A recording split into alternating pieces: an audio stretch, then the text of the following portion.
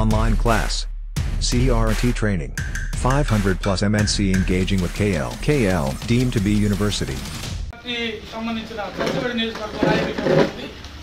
తిరుపతిలో ఒక స్టార్ హోటల్లో ఒక ప్రెస్ మీట్ నిర్వహించారు.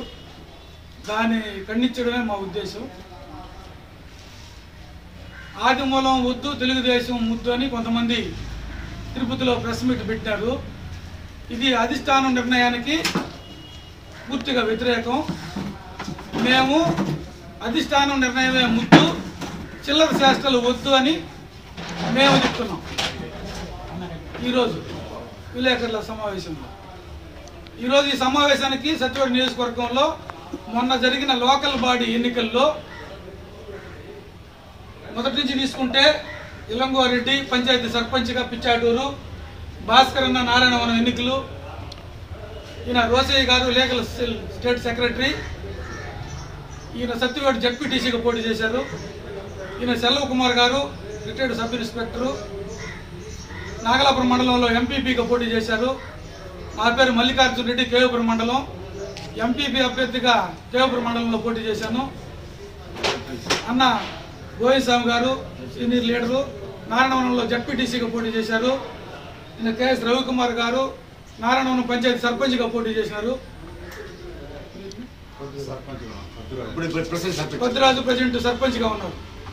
ఇంతమంది మేమందరం, ఇంకా సత్యం రవి గారు సీనియర్ నాయకులందరూ ఉన్నారు. వైసీపీ ప్రభుత్వాన్ని ఎదుర్కొని లోకల్ బాడీ ఎన్నికల్లో పోటీ చేసి కేసులు ఎదుర్కొని లక్షలు డబ్బు ఖర్చు పెట్టుకొని డబ్బులు పోయి కష్టం పోయి కేసులు మిగిలి అప్పటి నుంచి పార్టీ జెండా మోస్తూ పార్టీ పెట్టిన కార్యక్రమాలకి ప్రతిరోజు అటెండ్ అవుతూ పార్టీ సభ్యత్వం ఒక్కొక్క గ్రామంలో 200 మందికి 100 మందికి క్రియాశీలక సభ్యులుగా చేర్పించి పార్టీ మినీ మహానాడు కార్యక్రమం నిర్వహించి రోజులు పార్టీ కార్యక్రమంలో చురుగ్గా పాల్గొన్న వాళ్ళందరూ ఇక్కడ ఉన్నారు. మా అందరి అభిప్రాయాలు రకరకాలుగా ఉన్నాయి. మాకు జేడీఆర్ గారికి సీట్ వచ్చింటే బాగుండి అనిపిస్తుంది. ఇంకొక ఆయనకి ఎల్లిన్ గారికి సీట్ వస్తే బాగుండి అనిపించింది. ఇంకొక ఆయనకి మాజీ ఎమ్మెల్యే ఆదిత్య గారికి సీట్ వస్తే బాగుండి అనిపించింది. పార్టీ అధిష్టానం చంద్రబాబు నాయుడు గారు ఆయన ఈక్వేషన్ ఏ రకంగా ఉందో ఇక్కడ వైసీపీ గెలుస్తుందని అనేక సర్వేల్లో వచ్చింది. కాబట్టి తెలుగుదేశం పార్టీ గెలవాలంటే ఏం చేయాలని ఒక ఆలోచనతో వాళ్ళు నిర్ణయించి ఆదిమూలం గారిని మనకు అభ్యర్థిగా నిర్ణయించినారు.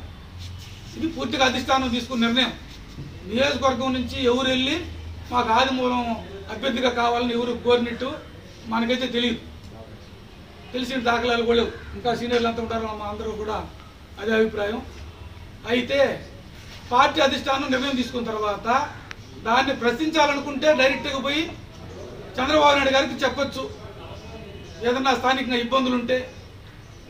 లేదు సత్యవేడు నియోజకవర్గ హెడ్ క్వార్టర్లో సమావేశం పెట్టి అందరినీ 7 మండలాల సీనియర్ నాయకుల్ని, పార్టీ అధ్యక్షుల్ని, మాజీ అధ్యక్షుల్ని, ఇంకా సీనియర్ నాయకులు, మన లోకల్ బాడీ ఎలక్షన్లో కంటెస్ట్ చేసిన అభ్యర్థులు అందరినీ పిలిచి కూడా ఎవరు అభ్యర్థిగా కావాలనే అభిప్రాయం సేకరించి ఈ అభిప్రాయాన్ని తీసుకెళ్లి చంద్రబాబు నాయుడు గారికి తెలియజేయచ్చు. అది పక్కన పెట్టి ఎవరో డబ్బులు పంపిస్తే స్టార్ హోటల్లో డిన్నర్లు చేసుకొని మాకు ఆదిమూలం వద్దు, ఇంకొక ఆయన ముద్దు అని చెప్పడం కరెక్ట్ కాదు. తర్వాత ఆదిమూలం గారి గురించి 2 విషయాలు మాట్లాడుకుందాం. ఆయన గత 20 సంవత్సరాల నుంచి తెలుగుదేశం పార్టీలో టికెట్ ఆశించినారు. తర్వాత వైసీపీ పార్టీలో పనిచేశారు. గడపకి తిరిగి ఉన్నారు. పేరున నియోజకవర్గంలో 2,15,000 మంది ఓటర్లు ఉంటే దాంట్లో దాదాపు 1,00,000 మందిని పేరు పెట్టి పిలవగలిగే కెపాసిటీ ఒక ఆదిమూలం గారికి ఉంది. ప్రతి ఇల్లు తిరిగి ఉన్నారు, ప్రతి వ్యక్తి పరిచయము. ఇప్పుడు సుదీర్ఘంగా రాజకీయాల్లో సత్యవేడు నియోజకవర్గంలో ఉండటం, తర్వాత ఎమ్మెల్యేగా 5 ఏళ్ళు పనిచేసి ఉండడం వల్ల ఆయనకి స్థానిక సమస్యలన్నీ కూడా పూర్తి అవగాహన ఉన్నది. అందరు వ్యక్తుల గురించి కూడా తెలుసు. తెలుగుదేశం పార్టీలో కోవర్ట్లు ఎవరు, దొంగలు ఎవరు సంగతి కూడా ఆయనకే తెలుసు. బహుశా దానికోసం భయపడుతుండొచ్చాము కొంతమంది ఇప్పుడు మన పార్టీ అభ్యర్థికి వచ్చేసరికి. కాబట్టి అన్ని అందరి జాతకం ఆయన దగ్గర ఉంది. వైసీపీలో దొంగలు ఎవరు, టీడీపీలో దొంగలు ఎవరు, ఎవరు కష్టపడి పనిచేసేవాళ్ళు, గ్రామాల్లో విలువగల నాయకులు అన్నీ ఆయనకు తెలుసు. కాబట్టి ఆయనది విజయం ఈజీగా ఉంటుంది అనేది, పార్టీ గెలిచడానికి ఈజీగా ఉంటుంది అనేది కూడా మా అందరి అభిప్రాయం. మన పార్టీలు చేరిన అభ్యర్థిని గెలిపించుకునే బాధ్యత మన అందరిపైన ఉన్నది. సత్యవేడు నియోజకవర్గంలో ఏ అభ్యర్థులు పంపించినా గెలిపిస్తారనే ఒక నమ్మకంతో అధిష్టానం నిర్ణయం తీసుకునింది.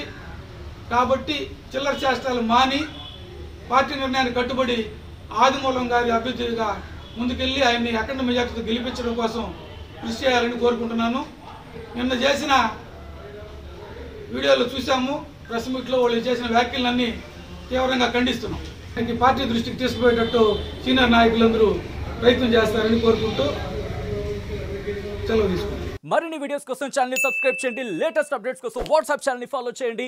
అండ్ లింక్ డిస్క్రిప్షన్ లో ఉంది.